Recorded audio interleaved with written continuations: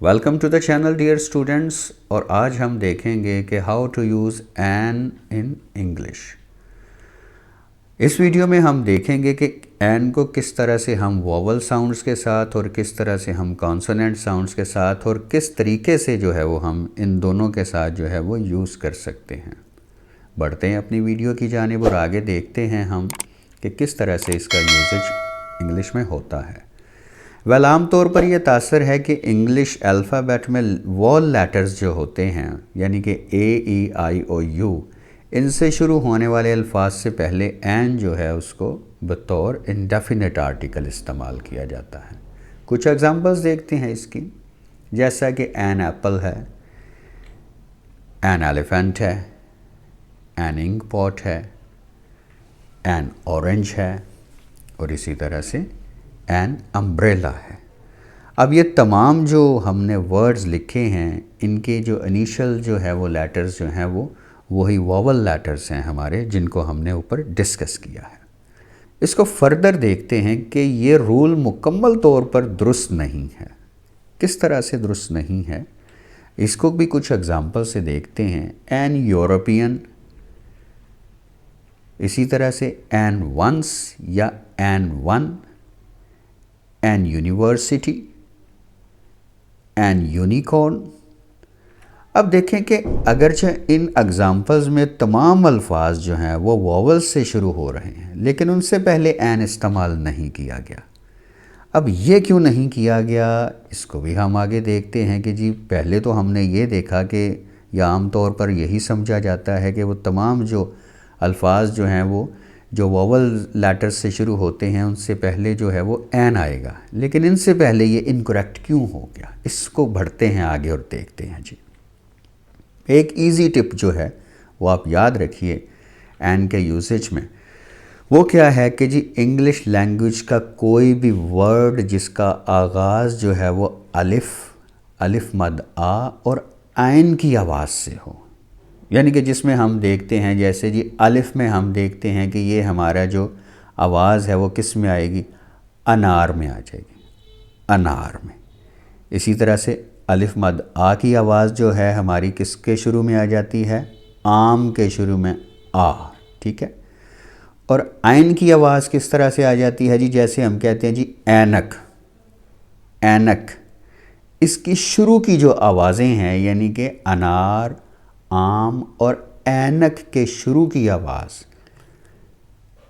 ठीक है, चाहे वो किसी वोवल वर्ड से पहले आए या कॉन्सोनेंट वर्ड से पहले आए, यानी कि ऐसे वर्ड्स जिनका आगाज़ वोवल से या कॉन्सोनेंट से शुरू हो, उससे पहले हम एन लगाएंगे। ये बात क्लियर हो गई कि ऐसी तमाम अल्फाज जिनकी इनिशियल साउंड जो है वो अलिफ मद्दा और आइन से शुरू हो, उनसे पहले हम एन यूज़ करते हैं। एग्जाम्पल्स इसकी देखते हैं, कुछ जो हैं वो वॉल के साथ पहले देखते हैं। An apple is on the table, correct है। An elephant in the zoo, an European tourist, ये क्या हुआ जी, ये तो गलत हो गया। तो गलत ये इसलिए हुआ कि आप देखें कि एलिफेंट में तो एलिफेंट में ई जो से गलत कैसे हो गया जी। आप देखें कि एलिफेंट में तो वो साउंड हमारी आ रही है, लेकिन यूरोपियन में जो है वो साउंड हमारी अलिफ की वो नहीं आ रही, ना ही अलिफ मद्दा की और ना ही आइन की। इसी तरह से आगे देखते हैं। एन ऑरेंज ट्री, बिल्कुल ठीक है, ये हमारी वो रिक्वायर्ड साउंड दे रहा है। इसी तरह से आगे देखिए। एन 1 डजन एग्स, ये इनकरेक्ट है। देखिए ऑरेंज में साउंड जो है वो अ से शुरू हो रही है, लेकिन वन में जो साउंड है अगरचे कि उसके शुरू में जो लेटर है वो ओ है, लेकिन उसकी साउंड जो है वो साउंड है, यानी कि वाव से उसकी साउंड निकल रही है, तो ये हमारा इनकरेक्ट हो जाएगा। एन अम्ब्रेला, बिल्कुल ठीक हमारा आ गया, लेकिन इसके पैरेलल अगर हम देखें एन यूनिवर्सिटी तो ये गलत हो जाएगा। तो अब इन एग्जाम्पल्स में हमने देखा कि तमाम अल्फाज शुरू तो वॉल से हो रहे हैं, लेकिन जिन अल्फाज का आगाज़ अलिफ मद आ और आइन की आवाज़ से हो रहा है, सिर्फ उनसे पहले एन इस्तेमाल होगा, अदरवाइज़ नहीं होगा। वेल, हम बढ़ते हैं आगे और देखते हैं कि किस तरह से हम जो है वो एन को कॉन्सोनेंट लेटर्स से शुरू होने वाले जो वर्ड्स हैं उनसे पहले भी जो है वो हम लगा सकते हैं। यहाँ पे भी आपको इस चीज़ को याद रखने की ज़रूरत है कि वही साउंड, यानी अलिफ, अलिफ मद्दा और आइन की जो साउंड है, चाहे वो कॉन्सोनेंट लेटर्स से शुरू होने वाले जो भी वर्ड्स हैं उनसे पहले आए, हमने वहाँ पे एन यूज़ कर लेना है। एग्ज़ाम्पल्स इसकी कुछ देखते हैं जी हम कॉन्सोनेंट्स के साथ। जैसे जी, he is an MA in English literature.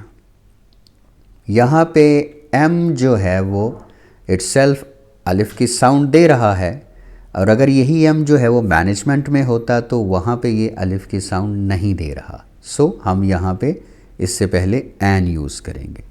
इसी तरह से this is an honour for me.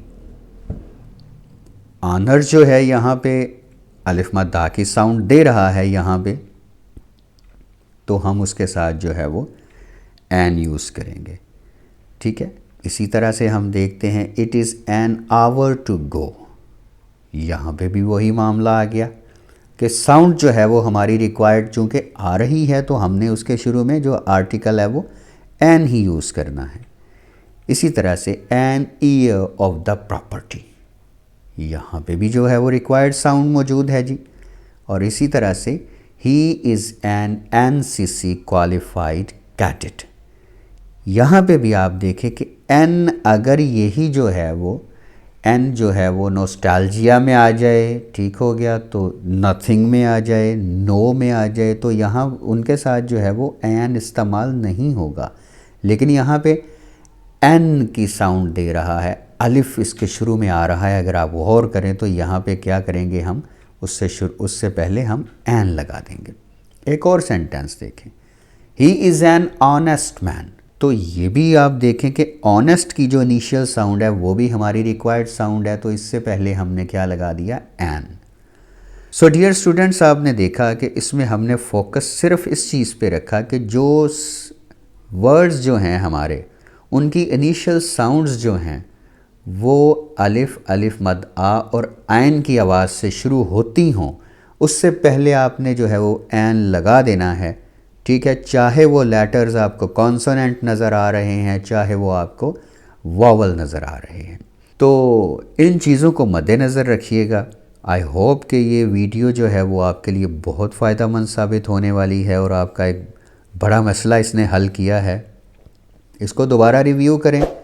Video पसंद आए तो इसे लाइक करें, इस पर कमेंट्स कीजिएगा, शेयर कीजिएगा दूसरों के साथ। आपकी जो भी क्वेरीज़ हैं वो आप डालिएगा नीचे कमेंट बॉक्स में। हम कोशिश करेंगे कि आपकी क्वेरीज़ को एंटरटेन कर सकें। फिर मिलते हैं किसी नई वीडियो के साथ। उस वक्त तक के लिए अपना बहुत ज़्यादा ख्याल रखिएगा। अल्लाह हाफ़िज़।